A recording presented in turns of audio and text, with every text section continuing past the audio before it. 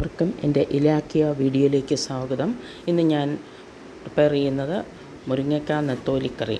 അതിനാവശ്യമായ സാധനം: അരമുറി തേങ്ങ ചിരകിയത്, 3 ടേബിൾ സ്പൂൺ കാശ്മീരി മുളക് പൊടി, അല്പം ജീരകം, 1/2 ടീസ്പൂൺ മഞ്ഞൾപ്പൊടി, 8-10 കൊച്ചുള്ളി. ഈ പറയുന്ന ഇതെല്ലാം കൂടെ മിക്സിയിൽ അല്പം വെള്ളം ചേർത്ത് നല്ലതുപോലെ അരയ്ക്കുക, മഷി പോലെ അരയ്ക്കുക. മൺചട്ടി എടുക്കുക. ഈ അരച്ച കൂട്ടും അരിഞ്ഞു വച്ചിരിക്കുന്ന മുരിങ്ങക്കായ, പച്ചമുളക്, കറിവേപ്പില ഇതെല്ലാം ചേർത്ത് സ്റ്റൗവിൽ വെച്ച് തിളപ്പിക്കുക. ഒരു 5 മിനിറ്റ് തിളയ്ക്കട്ടെ. 8-10 മിനിറ്റ് തിളയ്ക്കുമ്പോൾ മുരിങ്ങക്ക ഒരു പകുതി വേവാകും. അന്നേരം നമ്മൾ കഴുകി വച്ചിരിക്കുന്ന നെത്തോലി ഉപ്പിട്ട് നല്ലവണ്ണം കഴുകണം. അപ്പോൾ അതിൻ്റെ സ്മെല്ല് മാറിക്കിട്ടും. നല്ലതുപോലെ കഴുകിയ നെത്തോലി ഇതിലേക്ക് ചേർക്കുക.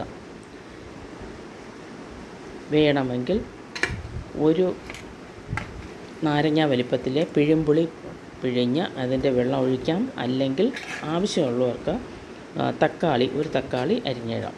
ഇതിലേതാണ് പുളി ആവശ്യമുള്ളത് അതുപോലെ ചെയ്യുക. ഉപ്പ് ഇതിനായിട്ട് നോക്കുക. ആവശ്യത്തിന് ഉപ്പും പുളിയും ഉണ്ടോ എന്ന് ടേസ്റ്റ് ചെയ്ത് നോക്കുക. അത് കഴിഞ്ഞ് നമ്മൾ നെത്തോലി ആഡ് ചെയ്യണം. നല്ലവണ്ണം ഇളക്കുക.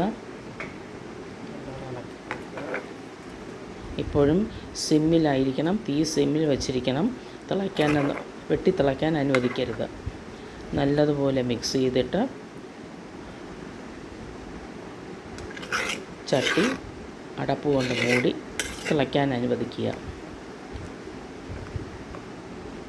ഒരു തിള കഴിയുമ്പോൾ വേണമെങ്കിൽ നിങ്ങൾക്ക് ഒന്നുകൂടെ രുചിച്ച് നോക്കാം.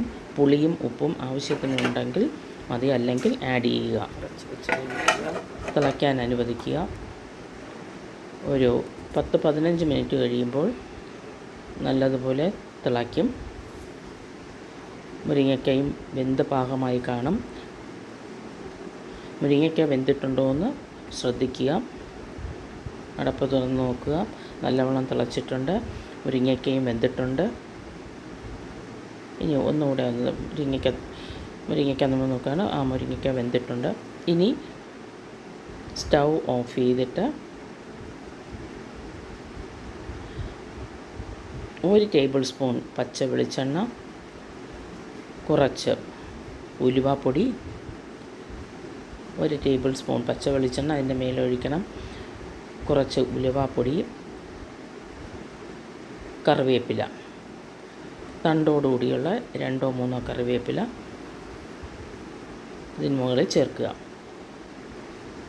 നല്ലവണ്ണം അടച്ചു വെച്ച് 10 മിനിറ്റ് കഴിഞ്ഞിട്ട് ഉപയോഗിക്കാം. 10 മിനിറ്റ് കഴിഞ്ഞാൽ ഉപയോഗിക്കുക. എങ്കിലേ അരപ്പ് എല്ലാ മീനിലും മുരിങ്ങയിലും നല്ലവണ്ണം പിടിക്കുകയുള്ളൂ. എല്ലാവരും എൻ്റെ ചാനൽ സബ്സ്ക്രൈബ് ചെയ്യുക, ഷെയർ ചെയ്യുക.